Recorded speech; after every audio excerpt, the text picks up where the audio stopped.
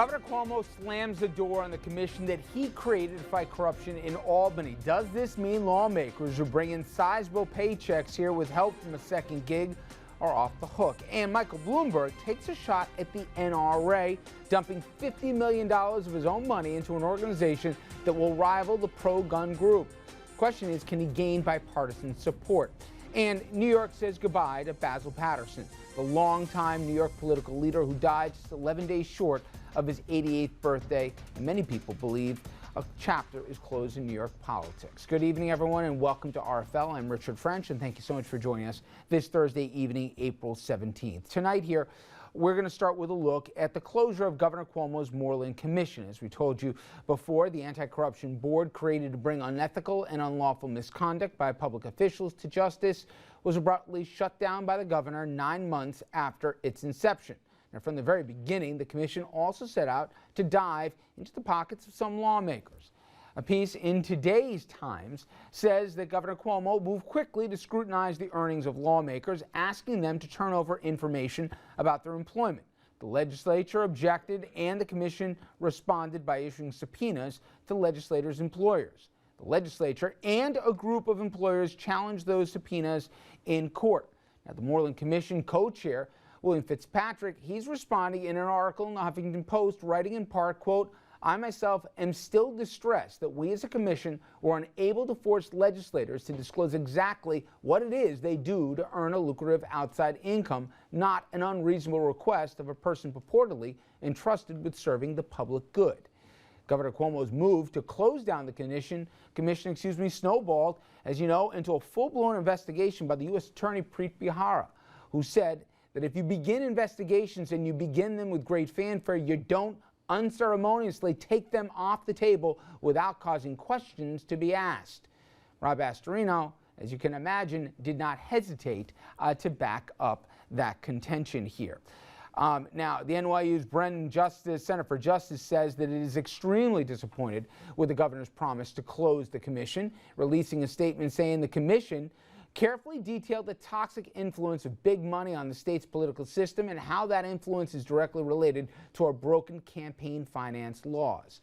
And you can imagine all the politics when you got the Republican chairman, Ed Cox, he laying blame here, as you can see, directly at the governor in an election year, saying his meddling corrupted his own commission. The governor must reveal who in his office interfered with the commission, how they did so, and for what reasons. All right, I want to bring in our panel right now. We're joined here by Richard Brodsky, former Democratic New York State Assemblyman, now senior fellow at Demos, as well as a professor at NYU. Dominic Carter, political journalist and author. Anthony Figliola, a political consultant and vice president at Empire Government Strategies. And Andrew Whitman, our senior political correspondent. We talked a little bit about this, Richard, before when it happened. I know you wrote an editorial on the same subject in the Albany Times-Union.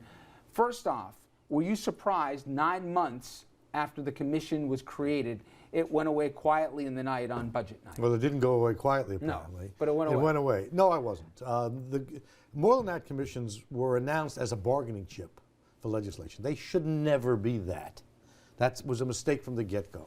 Second of all, they were focusing on wrongdoing, and that's a good thing. There ought to be investigations, there ought to be punishment for people, but that's small potatoes.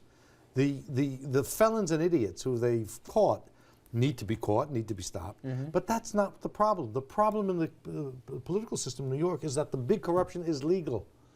Investigating violations of law will not tell you why, in the gay rights issue, for example, huge checks were written by people who supported that. They didn't do it because they were civically inclined. They did it to influence the decision. Same is true with the governor's tax cuts for the corporate sector. Big funded campaign, perfectly legal.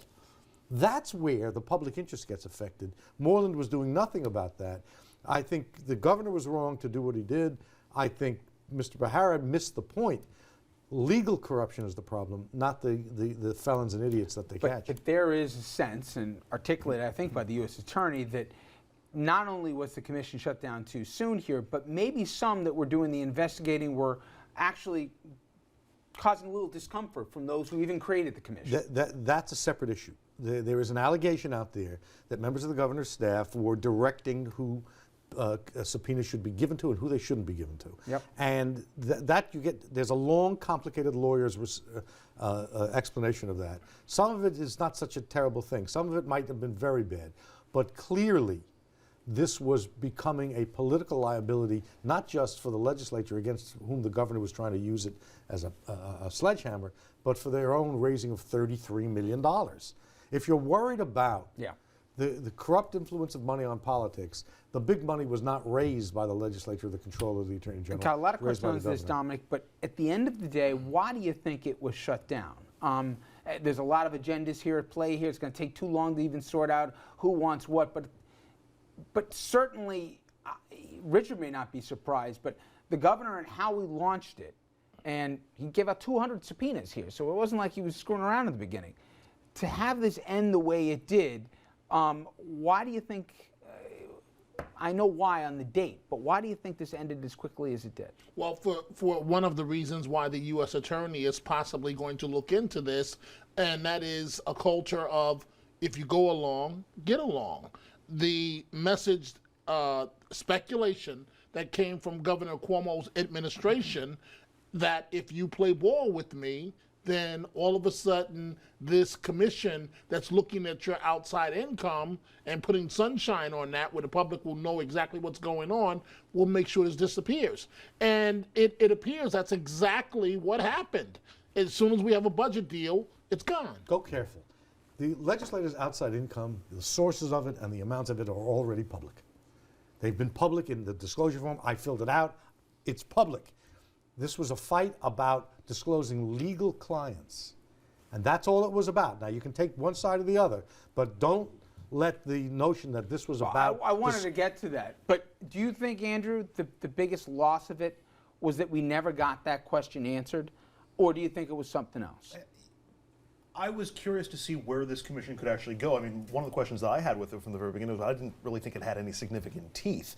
And you certainly didn't have a lot of cooperation from the leaders up in Albany, from the Shelley Silvers and from the Dean Skellises in Albany. So I wasn't really sure how productive it was going to be at all. I thought the most productive thing that it could have done is begin a process of putting sunshine and putting sunlight on the process and maybe starting a more in-depth focus on corruption and upholding ethics in Albany. I think that's the biggest victim and the biggest casualty in all this, but I'm not so sure that that was the right tool to get it done from the beginning. We've heard Anthony Astorino, Ed Cox, not surprising, some of the folks screaming, but also in editorial pages, people saying something doesn't smell right here. Does this last beyond an April, maybe May story? Are we still talking about this in the fall? I think you're going to have, during the election, Astorino is going to talk about it, and obviously the chairman of the Republican Party in the state is going to be talking about it. But I don't, unless there's some kind of an indictment from the federal prosecutor to the Cuomo administration or anybody being touched by it, I don't see that impacting the election per se. I think what you're going to see is a few people out on the fringe that may have been afraid to say something about the governor right now.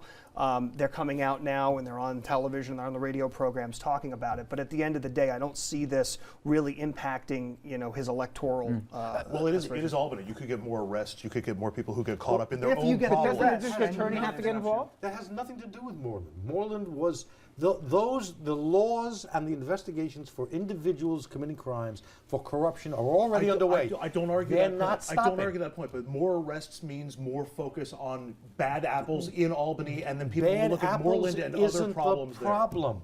Bad apples we can get rid of. The problem is $33 million in cash that's transferred over legally. What is wrong with you people? Well, what's wrong with you? You're alone on this one in that the same U.S. attorney that we're talking about was talking about the corruption that was going on in Albany. His words, rampant, pervasive. But I have a separate question. Let's talk about the civics of this for 1 second. I know we're heavy, but I want to. Why shouldn't I know if there is a assemblyman or a state senator in Albany who's an attorney for a second job or first job, however you want to title it? Why should I know who his clients are? Well, if his clients have business with the state, you should know. But wait. But if a client is a couple getting a divorce, why should their private matrimonial situation be listed in a public disclosure document? If it's a kid. Counselor, isn't it you're now getting into something where it's not black and white always. There's shades of gray. If somebody has business before the state, that's one thing. It's but I already can point public. to a whole bunch of clients who, if they're going to retain somebody, indirectly, they could have someone else that could have business in front of them. This is not a problem. No one has ever said that there have been significant number of indictments of people who are taking money in their second jobs because they need to survive. You can't survive on a legislative salary. And it's affected the public process. There's no evidence of it. This is a red herring. What's real is when you go to the teachers union or the hedge fund guys and say, write me a check for $2 million and we'll talk about what to do with charter Richard, I schools. know you gotta take a break, but with Shelley Silver, the speaker's clients, Yeah. that we still don't know who they are. No, that's on the up and up. If they and this have, is the speaker. If they have any relationship to the state, then they are disclosed. You have to disclose it. If they are private parties would have no relation to state government, their privacy is to be respected. What's wrong Richard, with that? can I ask a practical question, really? If it is, I understand at least the way the legislature was originally constructed. The idea was they were going to go up there 1, maybe 2 days a week. Right. It's become now, for many, a 5-day-a-week job, certainly at least 4. Hold on one second, I'm getting to my point. So if somebody's working 4 days a week, sometimes 5, who's going to retain them for counsel unless you're doing it for access or influence? From a practical level, why in a million years would I retain you unless I wanted to get in front of somebody or get in the right committee as it related to Albany? Because people had law practices before they went up there. They had clients. They were handling zoning matters. They were handling divorces. They were handling criminal cases. What possible objection can there be to keeping the name of those clients private if the public, if you're appearing before for somebody who needs a ruling from the state liquor authority, you got to disclose that. You should. For you to say, like, for example, what happened with Joe Bruno, how long that went on, and until it finally came to light. If there's more transparency and sunlight, I hate to use the line, if there's nothing going on, no one's got anything to worry about here. You want the names of the individual send clients? a third party. You want the names of the individual? I don't need to know, but some independent group should be able to look at it. I don't need to know if a couple That's get a not divorce. the proposal. The proposal is disclose them. You're representing a kid who's been sexually abused.